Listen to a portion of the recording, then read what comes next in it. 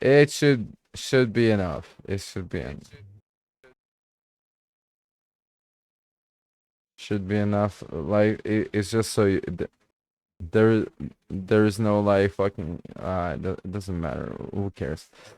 So we were saying okay, so this is actually an interesting one. Something I really wanted to see. Uh, this is a relic of lost in time. Like on this one, when I found this, if you're an OG, if you're a veteran, you will love what I found.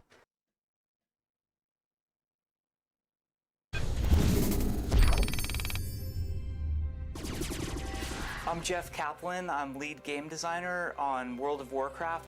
So, lead designer Jeff Kaplan during the Burning Crusade interview. This is the stuff. This is the stuff of this is like this is fucking this is what I'm here for.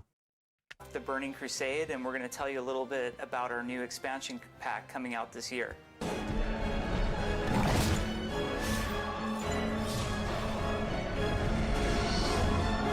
The Burning Crusade is actually going to cater to both playstyles, people who have been playing WoW since it released in 2004 of November, and brand new players. So the new players will have 2 new races to play.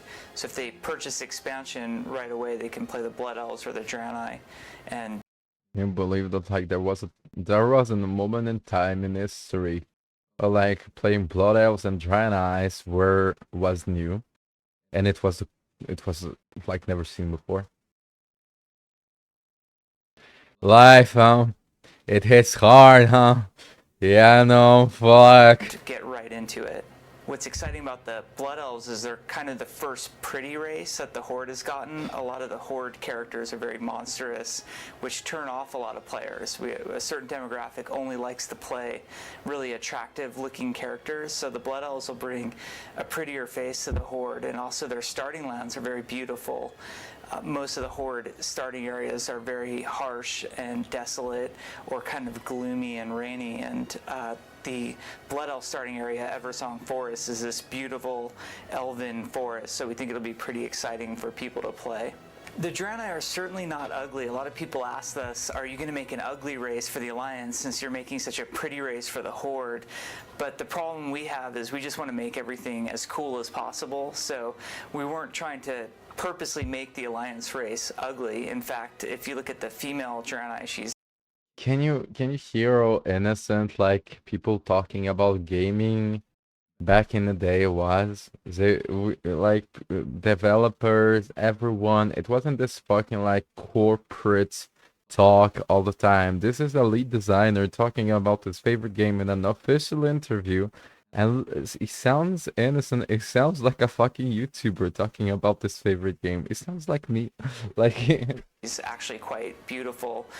The male is very buff and has a very distinct look. So we were going for something a different era, you know? This is like a different era. that was mainly cool, and they definitely look alien and different than the normal races of the Alliance, but they're by no means ugly. It was kind of a holy or protected subject on the development team, whether or not we wanted to let the other classes switch over to the other side. And ultimately, we felt like we were constantly pushing the Paladin and Shaman in the same direction in order to keep them fair. Whenever we'd add something cool to the Paladin, we'd have to add an equivalent to the Shaman. And the way World of Warcraft class design works, each class has extremely distinct and unique abilities and sort of mechanics supporting. Remember when like the Alliance didn't have Bloodlust, so fuck you. I remember, but I was so young that like I never knew what Bloodlust was, and I never knew how impactful it was for a raid group or whatever. Can you believe that? No Bloodlust. It's like play Alliance, no Bloodlust. Fuck you. In that class. So we had 2 conflicting design philosophies going on, and we were more interested in making the Shaman and Paladin distinct from each other rather than we were And you can see, look at the pictures. We'd have to Look, all these drawings and became monsters and creatures and that we can interact with during the Burning Crusade. Can you equivalent believe to that? the shaman. And the way World of Warcraft class All design of them. works, each class has extremely distinct and unique abilities and sort of mechanics supporting that class. So we had two conflicting design philosophies going on, and we were more interested in making the shaman and paladin distinct from each other rather than constantly having to play a game of fairness. So we feel like now that we've crossed over onto the other alliances, we have the design freedom to push the classes in any direction we want. One of the most exciting things about the expansion is the chance to open up new areas. World of Warcraft takes place in the Warcraft universe, which has existed for a number of years. Blizzard's been making Warcraft games for over a decade now. But what'll be exciting for WoW players is the fact that they'll have all these new lands to adventure in. So a lot of Outland looks very desolate and ripped apart.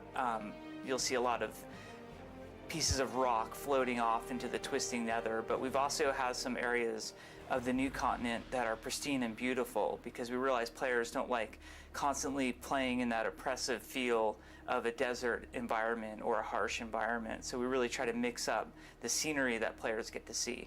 The new quests span the whole range of gameplay. We have a lot of quests that are just fun, what we call bread and butter quests, where players can go out and solo or group with one other person and complete a number of quests in one night. We also have quests that are more group oriented, so if you want to get 5 other people together and do some more challenging content like a dungeon or something like that, you can do that as well. There are actually huge changes to PvP in this expansion, and that's something that I'm pretty excited to talk about. We felt like our initial implementation of the PvP system was pretty good, but it had some inherent flaws. Currently, players spend a lot of time invested in earning their way through the PvP system, and while it is a competitive system, they're competing with players on their own side, which kind of goes against the core philosophy of World of Warcraft, which is Horde versus Alliance. So in this expansion, we're really excited to introduce a arena combat system. And the way that will work is players get to form teams. Right now we're thinking 2 versus 2, 3 versus 3, and 5 versus 5. We might change those numbers as we get into beta. But you can actually form this team separate from your guild. And these numbers never change. Separate from a group. And then compete in a very competitive ladder. There's 2 modes to it. One is just practice mode, so you can get better. And then the other is head-to-head competitive mode, which only exists at the maximum level. And the way that the system works is it's very competitive, skill-based ladder, similar to a chess ELO rating system. So if you beat the top player, you will take that spot and become the top team in the system.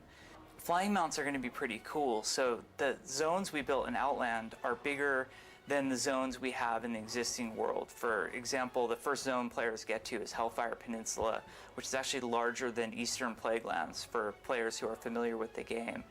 In order to expedite travel around these lands, we're introducing flying mounts. The only drawback to these babies is they don't have cup holders, which are very similar to our Griffin and Wyverns that fly around the world in the existing game.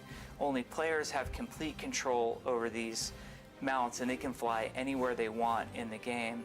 It also afforded us some interesting design decisions where we could create content that's only accessible by flying mounts. So we have a dungeon called Tempest Keep in a zone called Netherstorm that's sort of broken apart, bits of floating rock and these flying islands, and you can only get to the dungeon via flying mount. So we feel like this will be a really cool new addition to the game. Obtaining a flying mount is still under debate. We think it's going to involve some sort of monetary cost, hopefully nothing unreasonable, but we'd like to involve a quest as well, so players really feel like they earn it, so it becomes that special moment and they can sort of show it off and feel like they've accomplished something. One of the things that we constantly do to the user interface, there wasn't any quest, you just pay 5,000 gold. is try to upgrade it over time. Some examples of this that we've done just in our live patches, our raid interface. We recently put a ready check-in, we put a raid warning system in, we also put the raid target icons that allow players to mark different creatures in the world to help other players understand what's going on better.